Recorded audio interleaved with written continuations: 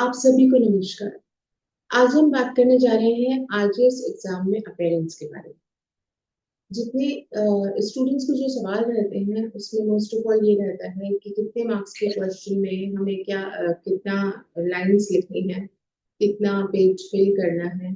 और यहाँ पर हम जब क्वेश्चन पेपर हमें मिल रहा है तो हम पहले उस सारे क्वेश्चन पेपर को पढ़ के और उसके बाद लिखना शुरू करें, या फिर हम स्टार्टिंग से फर्स्ट क्वेश्चन से हमने लिखना स्टार्ट किया।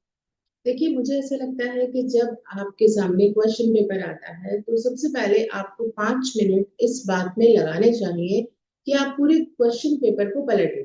देख लें आप कि सरसरी तौर पे कि सारे question from first to last question क्या क्या आपसे पूछा गया है, कौन सा क्वेश्चन किस सब्जेक्ट से रिलेटेड है। और आप साथ में ये माइंडसेट भी कर लें कि कितनी आपकी बेहतरीन तैयारी कौन से क्वेश्चंस के लिए है। इसमें से हो सकता है 50% आपको बहुत अच्छे तरीके से आते हैं। जब आपने एट अ ग्लांस आपने सारे पेपर पे नजर डाल ली है तो आपको पता लग चुका है कि इसमें से 50% पेपर ऐसा है जो मेरा बेहतरीन तैयार है।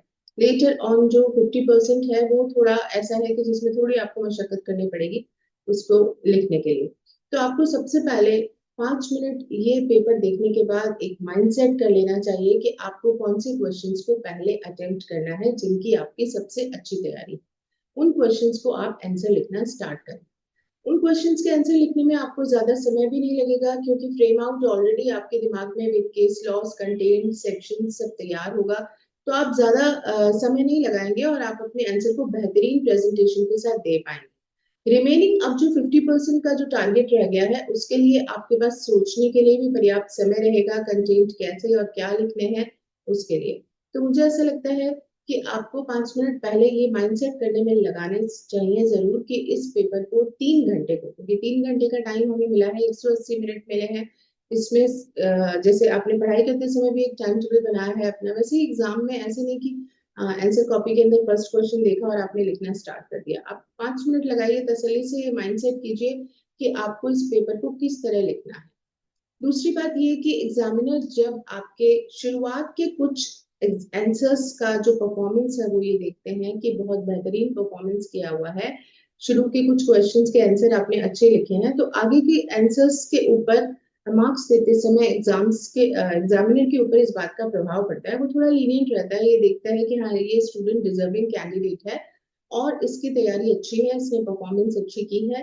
तो यहाँ पर आगे के जो क्वेश्चंस हैं उनके मार्क्स देने में भी कुछ लीनियंसी वो जरूर बरतते हैं। तो आप ये ध्यान रखिए कि स्टार्टिंग में जो आपके क्वेश्चंस हैं उनका परफॉर्मेंस आपका बेहतरीन होना चाहिए। तीसरी एक खास बात जो मैं कहना चाहूंगी कि क्योंकि ये पेपर आपका लगभग एक दिन में 3 घंटे आपको लॉ का पेपर, फिर अगेन 2 घंटे गैप के बाद फिर लॉ लैंग्वेज का पेपर देना है, यानी 5 घंटे आपको पेपर देना है। अगले दिन भी सेम विदाउट एनी गैप आपका 5 डेज, यानी 10 आवर्स का आपका 2 दिन का ये जो शेड्यूल रहता है, इस शेड्यूल के लिए आपको पहले प्रैक्टिस जरूर करनी चाहिए।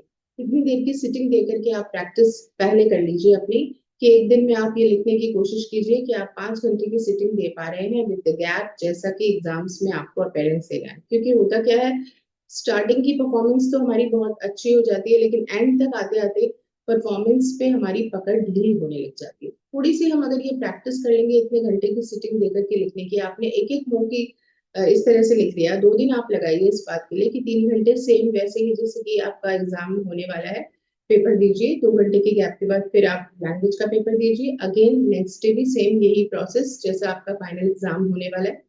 वो आप पहले प्रैक्टिस कर लेंगे तो आपकी 10 घंटे की सिटिंग में आपको परेशानी वहां पे नहीं आएगी और performance from the beginning till and बेहतरीन हो पाएगा। All the very best, thank you.